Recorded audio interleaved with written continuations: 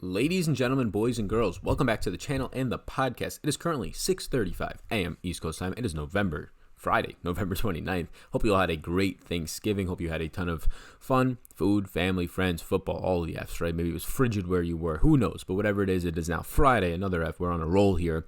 And I'm going to do usually this is the final thoughts video. Maybe we will still title it that way. I've done research here. We're going to do way more research throughout the day today for myself and into tomorrow due to the Thanksgiving travel arrangements for many people, of course. And then also just the Thanksgiving slate, right?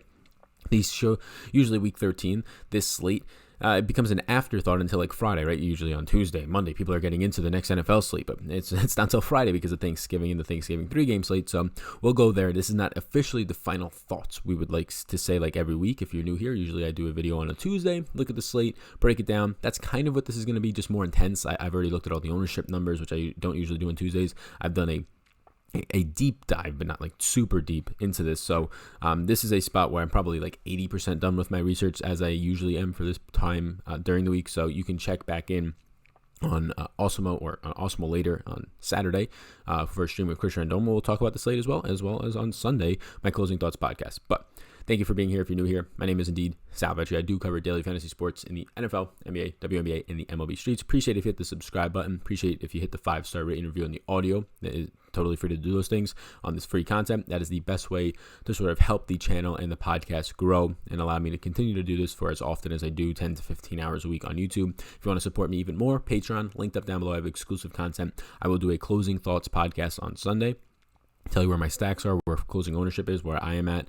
I will have a Patreon live stream tomorrow, as well as I did an ownership show today on Friday, depending on when you're listening to this. It could have been yesterday or 2 days ago on Friday, discussing my leverage plays, guys that I think are over-owned, guys I think are properly owned, and the slate as a whole from an ownership GPP perspective, cash game tiers, lots of stuff. So you can check out all that linked up down below on Patreon, as well as some exclusive strategy guides. Social medias at SalVetriDFS on Twitter and SalVetri over on Instagram. Instagram, I do release exclusive content in terms of just updates on stories about where you can find some of my free and exclusive content only for Instagram following. Be sure to follow me down below. So let's go position by position here, and we'll start with quarterback. So, quarterback player pool as of right now, it seems like 9 guys that will be in there, maybe more or less, depending on where I come out with stacks. But Mahomes, it's going to be expensive. I mean, you have Tyreek, very expensive this week, almost 9K. I'm probably not getting there all that much, and the field isn't. He's below 5% owned. You have Travis Kelce, around average ownership. He's 7,200. That doesn't seem attractive. I think that you have a very nice play in Sammy Watkins, in a cheaper play in the low 5K range to pair with Patrick Mahomes. The problem with Watkins is he's playing in the slot more, so his big play upside is nowhere near as much there. But I think it's still okay to get there. Mahomes might be more of an X, as in a maybe if you're new to my channel and content, as a Y, which is a yes. But at 7,400, I think he's fine. He's the guy that I prefer up in that top tier with him and Lamar Jackson. Aaron Rodgers at 6,500. Look, he's going to face a bottom 5 pass rush, a bottom 5 secondary, a bottom 5 tackling unit. Still does not have great receivers. It's Devontae Adams and a bunch of other guys. They should have to scheme in Aaron Jones more. Only 4 targets over the last 3 weeks, 1 target over the last 2 games. That's not good. You have to get this guy more involved, similar to how Jamal Williams is being involved still as a running back. So Rodgers at 6,500, and a matchup against the Giants. 26 implied team total. A slower pace game, but 6.5-point favorites. Giants have been bad against quarterbacks. 22 fantasy points per game allowed this season. Is around top 6 on this slate out of 22 teams. So obviously not bad, or not great. Bottom 25%. Rodgers, I do like here. Pairing him with Adams is a no-brainer. Getting another piece is the issue there, but I don't think you have to force stacks. We've seen a lot more 3-man stacks in terms of 3-man game stacks this year. You get an Aaron Rodgers to Devontae Adams. You run it back with a guy like Saquon Barkley. You run it back with a guy like Sterling Shepard. We've seen that work a lot this season instead of going full game stacks. And work with similar correlation. Not as much correlation, but you still have enough to where you're not rostering a bad player like MVS, who is not even getting snaps. You're rostering a bad player or even a cheaper Jamal Williams. Like, I don't want to do that, so Rodgers stacks, I'd probably be getting a lot of Devontae Adams and really just run it back with somebody from the Giants. Jared Goff seems like one of the better plays on the slate at quarterback. I think he's too cheap. He's been performing terribly, I get it, but they have a 25 implied team total. They're playing in the fastest paced game on the slate, and they're facing Arizona, who right now gives up the most fantasy points per game to the quarterback. It is as good as it gets right here for Goff. He's been very bad. I understand that, but the fastest paced game against the worst team against quarterbacks with a nice 25 team total as a 3.5-point favorite. Close spread indicates more potential shot for a shootout. Obviously, Goff has clear stacking options, preferably probably going to, if you're not playing Todd Gurley, you don't want to correlate him with him, which I understand that, but I think Gurley's price point is nice. You can still get to Kupp. You can go Kupp, a Woods, and then a Cooks. Probably in GPPs, I would go Cup, Cooks, and Woods. But yeah, Goff at 6,000. I think it's fine. Even though he's been playing poorly lately, it's going to keep his ownership down. Nick Foles seems like a spot where a lot of people are going to jam it in. He has not been good since returning in about 2 games now, 2.5 games in the season due to the injury. He's in a good matchup against Tampa Bay, right? 25 points per game allowed, second best for any quarterback. It's obviously a pass funnel defense. He has the clear stacking options. DJ Shark is too cheap. D.D. Westbrook in the slot at $5K is probably appropriately priced, if not a little bit expensive, but for this matchup, probably fair. And then Chris Conley on the outside has upside. So I prefer stacking Shark than Conley. Just outside receivers have more upside than a slot receiver. D.D. sees like 7 air yards per target. He has to survive on like 10 targets, which he can get. But more times than not, Conley can survive on 1 reception of 60-plus yards on the outside for a touchdown. So give me Shark, then Conley, then D.D. in the slot. I think they're all fine. You can correlate Leonard Fournette with him, but I don't think it's the most optimal thing to do, especially when there's 3 clear receiving options that probably each see somewhere around 6 to 8 to 10 targets. But Foles, 5,700, really nice price point. Those are my 4 yeses: Mahomes, Rodgers, Goff, and Foles. And then I have 5 maybes. Lamar Jackson, 7,000 against San Fran. He's not a priority by any means, but he's coming in at like 4% owned. We've seen what Lamar Jackson has done all year. He's facing a team that's very similar, not the same type of defensive line as New England, but he did fine against New England. He ran all over them. He is a cheat code. There's nobody who can stop him. Maybe San Fran, the best defense, maybe overall, top 3, 4 defense, right there with the Steelers, right there with New England. In the league, it seems like a spot where Lamar can still have success at low ownership. That's scary. It is the slowest pace game in the slate, but usually Baltimore is the reason why for that. It is San Fran who gives up the least fantasy points per game to the quarterback position. So I understand it. He's priced up still 7,000, but he's going to be low owned. So there's always reason to get shares of him. He's definitely not a cash play this week for me. He's not a tournament priority, but if he's 4% owned, then you end up with like 8 to 10% Lamar, and you have double the field. And if he ends up only getting you his floor of like, he's averaging 28.74 fantasy points per game, his floor of 20 points this week, it still doesn't kill you. Kyler Murray at 6,400. Yeah, look, Jalen Ramsey has not been good this year. Robbie Coleman in the slot has been good, and you pretty much know what to do with Kyler Murray. They don't have running backs. Chase Edmonds is back. That hurts Kenyon Drake's upside. You're relying on Larry Fitz, Christian Kirk, and an outside group of guys. Kyler Murray just lines up as a guy that I'd rather run naked here. And in the fastest total game against the Rams that we were talking about, and Jared Goff on the other side, they're 3.5-point underdogs, which is favorable. I like that for quarterbacks, having to chuck the ball, but Kirk is cheap, and he's getting ownership, but not cheap enough to where I think he's worth 20% of his ownership right now. We'll see, but I don't want to get to Fitzgerald. I don't want to stack both of them. Again, this is a spot where I think similar to Green Bay, I think you just do a correlating stack of a 3-game stack. You can go to a Kyler Murray, Christian Kirk, and then running back with the endless amounts of guys on the other side. Todd Gurley, Cooper Kupp, things like that, but not a priority for me. Jameis Winston might slowly become a priority, but it's just tough price points. Godwin's up to 7,700 if you want to stack. Evans is down to 6,900, but still difficult to stack. Jacksonville, Boye on Evans, somewhat difficult matchup, not terribly. Jacksonville not allowing a ton of points to the quarterback. Decent pace spot. You know that you're going to get Jameis throwing for, on average this season, second on the slate, only behind Patrick Mahomes. 308.3 yards per game, 39.5 attempts per game is only behind Andy Dalton, who is ding back on the slate. Derek Carr and Andy Dalton round out my quarterback interest. $5,500 for Derek Carr. 9.5-point underdog. Just going to have to chuck the ball. The guy only averages 30.6 pass attempts per game. Now he gets Kansas City. After playing them week 2, he's going to have to throw the ball 40-plus times. I don't really love their weapons. Waller's in a good spot. Tyrell Williams relies on low volume. Josh Jacobs is probably not going to be, he's going to be more of a non-factor in this game, I would imagine. So he's a maybe here. Your clear stack for me is Darren Waller and Tyrell Williams on the outside for upside. Hunter Renfrow, I do believe, though, is in play out of the slot, seeing a lot more volume the second half of the season. And then Andy Dalton. Andy Dalton's going to be close to a yes. He's a serious cash game consideration. When he was playing the first half of the year this year, he was averaging 42.3 pass attempts per game, 281.4 yards per game. That would be the 4th highest yards per game number on the slate. By far the highest by 3 pass attempts per game on the slate. Pass attempt, but he's just terrible in terms of fantasy points per attempt. 0.403 fantasy points per attempt. That is the bottom 4 on this slate. But I mean, other guys that are in that range, Nick Foles, Jared Goff, and I have yeses by their name. So it's obviously a very interesting set to look at, but it can be very much skewed by your matchup for that week. So Dalton, he's 4,700, dirt cheap. Price is a backup in a matchup against the Jets where you have very good options here. Auden Tate becomes much more viable, had some sort of rapport with Andy Dalton, especially in the red zone. You have a much more viable now Tyler Boyd, so I don't think you get AJ Green, but I think Tyler Boyd, Auden Tate, those stacks make a lot of sense with Andy Dalton in tournaments. Running back with the Jets, you have Le'Veon Bell, who I think is in a fine spot, Crowder in a fine spot. It's not a high upside stack run back. He's probably more of a cash play. I would probably prefer, honestly, running it back with Le'Veon Bell there because you kind of correlate it with, okay, the Jets are ahead. Le'Veon Bell is getting his 20 rush attempts, 3 or 4 receptions. That's good for Le'Veon Bell. He scores 20-plus points. And if they're ahead, that means Andy Dalton's probably throwing 42 times. So there's your correlation. I think Andy Dalton's going to become closer to a yes, but yes usually means that I'm getting like 10+% of them. And Dalton, I don't know if I want that much of him. Going over to running backs, please be sure to hit the subscribe button before we continue on this and the 5-star rate interview on the podcast. A little self-promotion bump there. It helps me out a ton. Starting with running backs, Christian McCaffrey, top price. It makes sense. $10,500. Price hasn't changed in 4 weeks.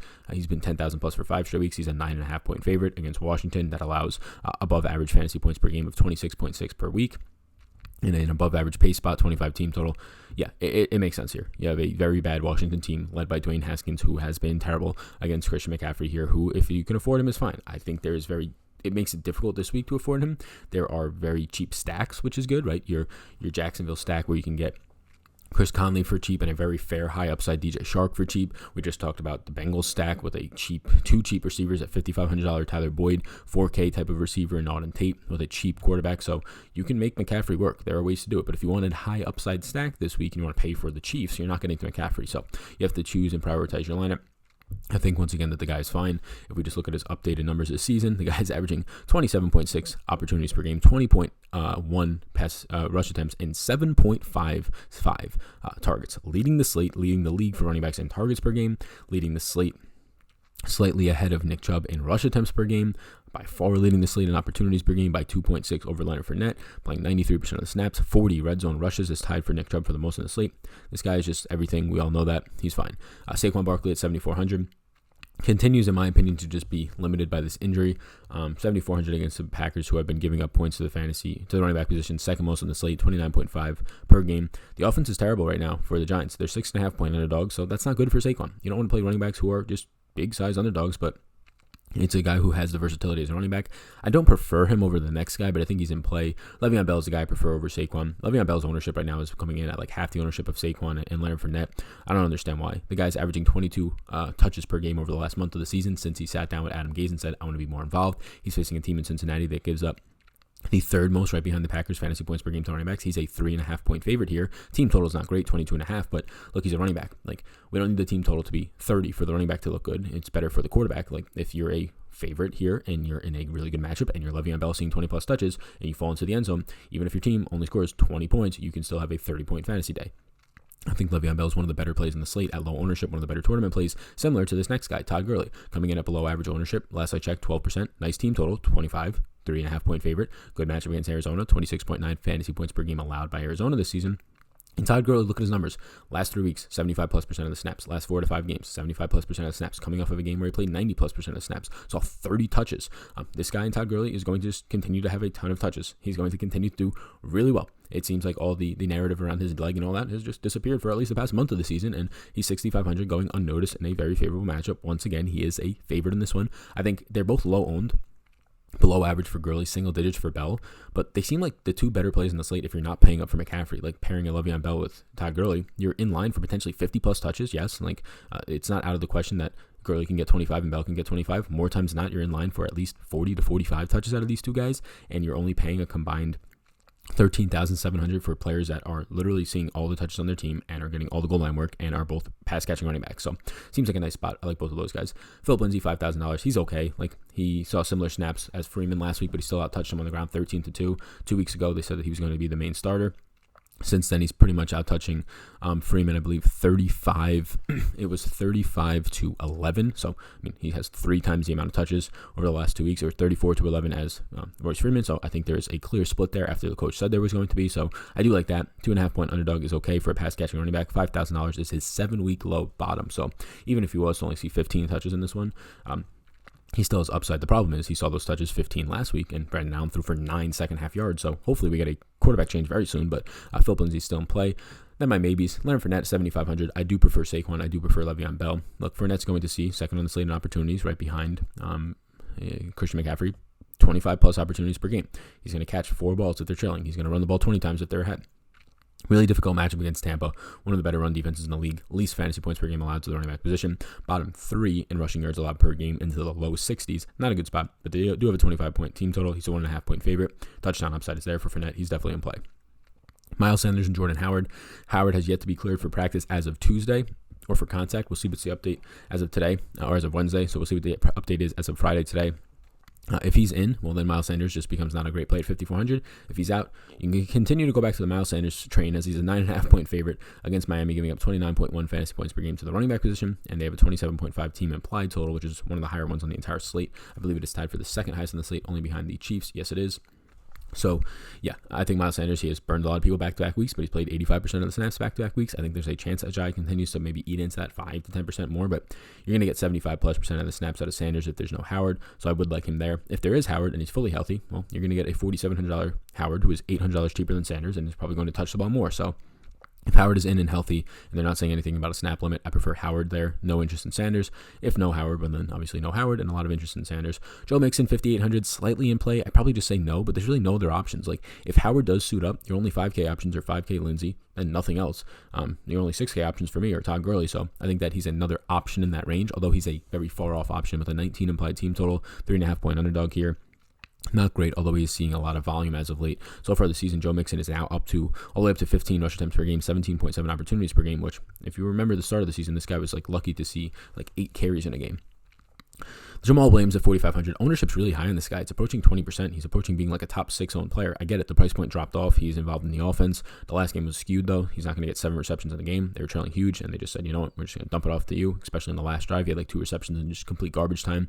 6.5 point favorite, so that's good for running backs. But keep in mind, even though he produced well, he touched the ball a ton last week, like 15 times plus, more than Aaron Jones. He was only on the field for 49% of the time to Aaron Jones' 51%. So he's still in a crazy running back by committee, and he's the guy who's not the majority running back in that. It's Aaron Jones. So paying crazy ownership, even at the cheap price point, is a little bit wild for me. I do like the pass catching upside and the huge spread here, and a nice matchup, of course, against the Giants, but it's not a spot that I say, oh, 4,500, he's the cheap value that gets me into McCaffrey. No, not at all, especially when it's high owned. Like, if he was not high owned, then yeah, you can get to there. You hope for 12, 15 points out of him, but look, more times than not, he's going to play 40% of the snaps. He's going to see 12 touches, and he's going to have 40 yards, 2 receptions, ends up with like 8 to 9 fantasy points, 10 to 11 on a good day. And if he stays out of the end zone, that's where he's going to be for you. So no major interest there. That's it for right now for me. Let's go over to wide receivers, where I do have a decent sized list here of wide receiver. Usually on these types of slates, I have like 20 to 22. On today's slate, I think I have like 24 as I make this blown out a little bit more. So today's slate, I have 24. We'll go down them. I think Davante Adams is the best player on the slate. Any position, he's the highest owned player. He should be. I think by far he's by far the best player on the slate. It's as simple as that. There is nobody on this slate that is better than Davante Adams at his price point. He is at, look, I don't care what the ownership is. He is $7,000. Let me just fix this. He is currently $7,000, and he is underpriced by at least $500 to $1,000. He has a quality, fantastic quarterback in Aaron Rodgers. Throwing him the ball. And he is in a fantastic matchup against the Giants. Bottom 5 in pass rush, bottom 5 in tackling, bottom 5 in secondary. We'll see some Grant Haley in the slot for a third of his snaps. So here's as simple as this when it comes to ownership. Do not fade good players in great spots with a good quarterback and a cheap price point with a good team total. I mean, I'm trying to say everything there. Good team total, 26. Good quarterback, Aaron Rodgers. Good spot. Giants defense is terrible. We just said how bad they rank.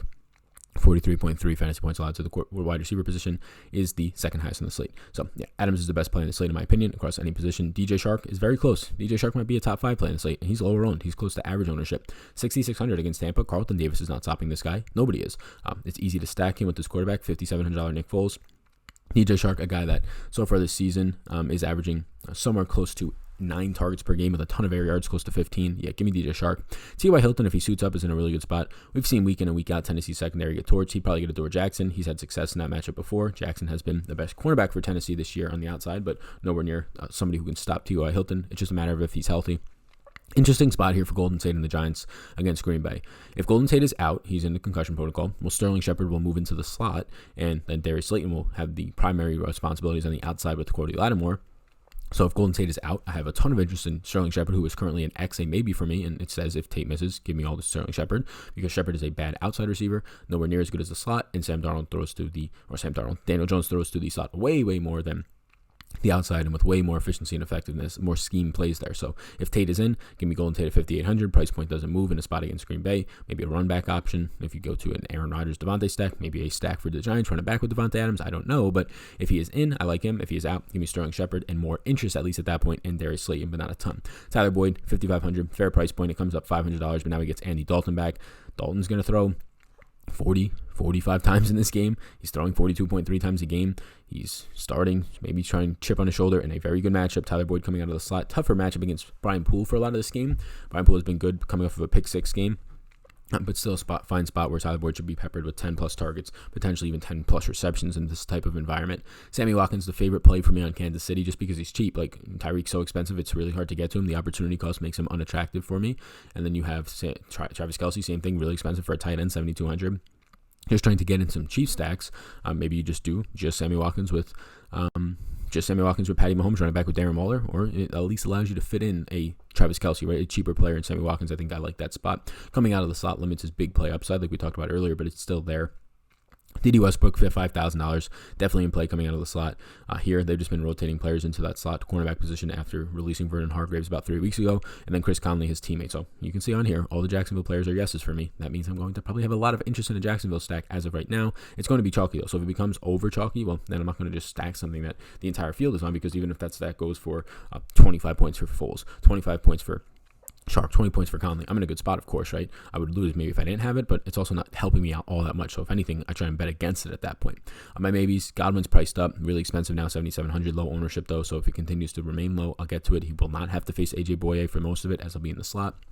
His teammate Mike Evans, I have a little bit more interest in because he's $800 cheaper, but not a ton of interest. Both guys are just secondary options for me because, again, Jameis is a secondary option if you look at my stacks. Cooper Kupp in play at $7,100 against Arizona. It's a spot where they've been leaking slot wide receiver points, and I have a lot of interest in Goff, so I'll have a lot of interest in Kupp, Cooks, and Woods. I'll just kind of rank them here because I have interest in all of them. In cash, it's Kupp, Woods, and Cooks. In tournaments, it's Kupp, Cooks, and Woods. So just flip the Cooks, who is a more tournament-friendly player, and Woods, who is a more cash-friendly player, although has tournament upside. Flip those guys around for the formats. DJ Moore, $6,800. Really hard to recommend him over Adams for $7,000 and over DJ Sharp for $66. But if you're in that range, he's low owned because of that, because those guys are going to be higher owned than him.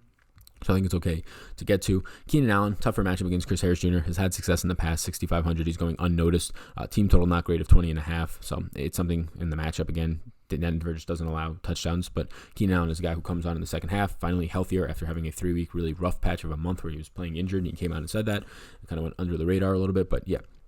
I think he's okay. Juju, if healthy, I think is fine at 59. Christian Kirk is getting over-owned, in my opinion, at 57, but he seems okay as well. Crowder up to 56, or down to 56, I should say, in a more beneficial matchup. I have more interest in Crowder in this week than really any other week over the last 2 or 3 because he was priced up with high ownership. Now he's priced down with low ownership. Tyrell Williams is usually a guy I don't get to.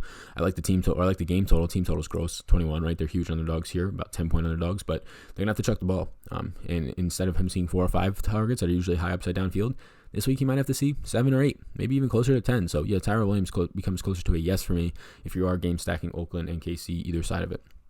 Darius Slayton, I don't really have much interest. I just wanted to mention what I already did. If Golden Tate is out, Shepard moves into the slot. Slayton becomes the primary outside receiver, so he doesn't have to compete as much with Shepard on the outside targets.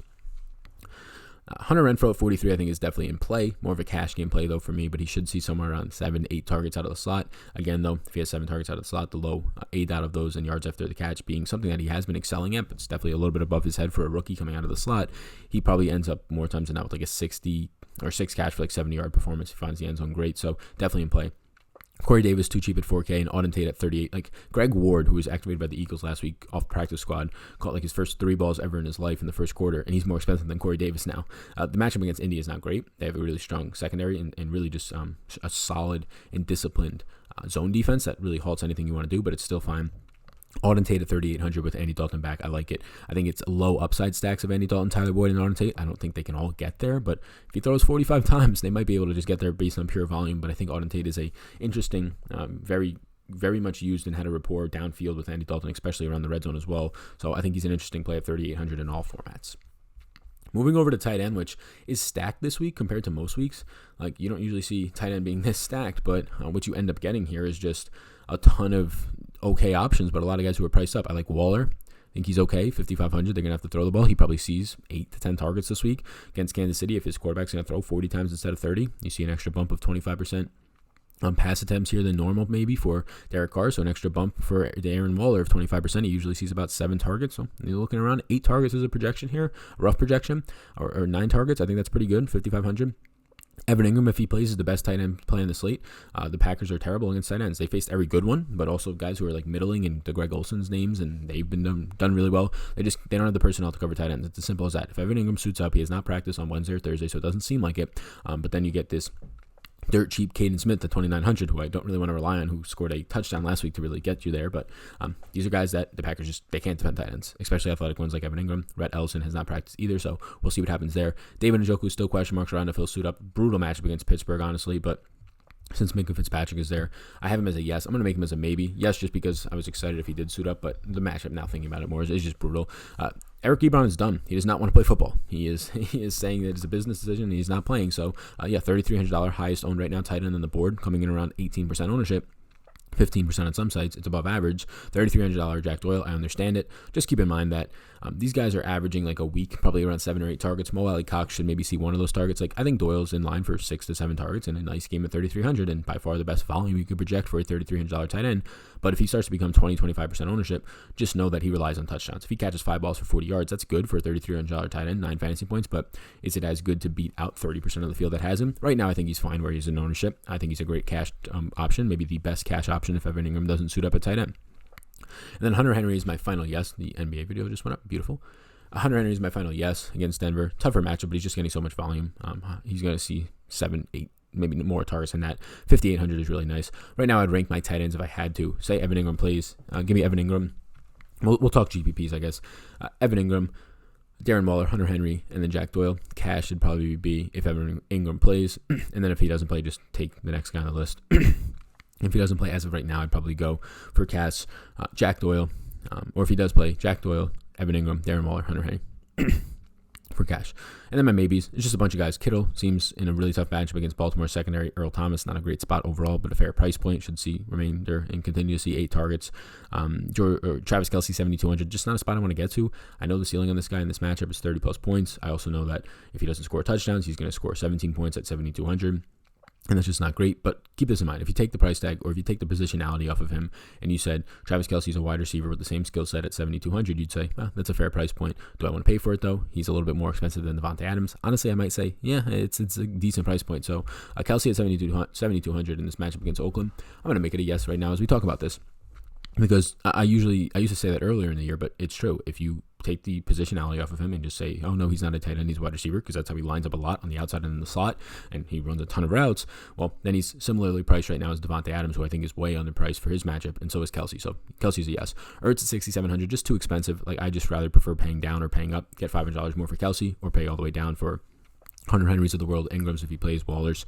Mike Gesicki's a punt tight end, but I think you have better punt tight ends than Jack Doyle. Vance McDonald, who was 1% owned after burning a lot of people last week, does not become as good of a play if Juju suits up. And OJ Howard at 3,000 ran a lot of routes, played 77% of the snaps after being benched in the one game. So honestly, Mike Gesicki scores his first touchdown week before back-to-back weeks of breaking his records for highest career snaps, so his usage is very good. I think he should stay on this sheet. Dallas Goedert's on the field a ton. They ran 85% 2 tight end sets, or 85% of the time both tight ends played last week, or 85% snaps for each of those tight ends. I don't know if they're on the field all the time, but imagine they would be together. So yeah, it's good spots for them. Lots of tight ends here, right? But here's the thing. Jack Doyle is the punt tight end in the cash. Don't get cute. In tournaments, he's probably still the punt tight end if you want to, even at the ownership, as long as it doesn't get crazy high. So like these guys on the bottom of the list, I just think they're viable. Your Mike Gesicki's, McDonald's, and OJ Howard's, but not really recommending them with any high volume. So that's it. That is the Week 13 picks video. Final thoughts, since it's later in the week, I guess we can say. I'll do closing thoughts on Friday over on Patreon. You can get that linked up down below if you're interested in my exclusive content, want to support me more. If you want to check out anything else as well, I'm just leaving the target often sheet on the board for the people on YouTubers. And if you want to check out anything else, just hit the link down below. Check out my social medias, Instagram, Sal Vetri, Twitter, at SalVetriDFS, as well as you can also check out my exclusive content on Patreon, like I said, NBA projections every day, and also information on NBA products down below, as well as my NFL stuff. I spend about 25-30 hours a week over there. Hit the subscribe button before you go. 5-star rate and review is greatly, greatly appreciated.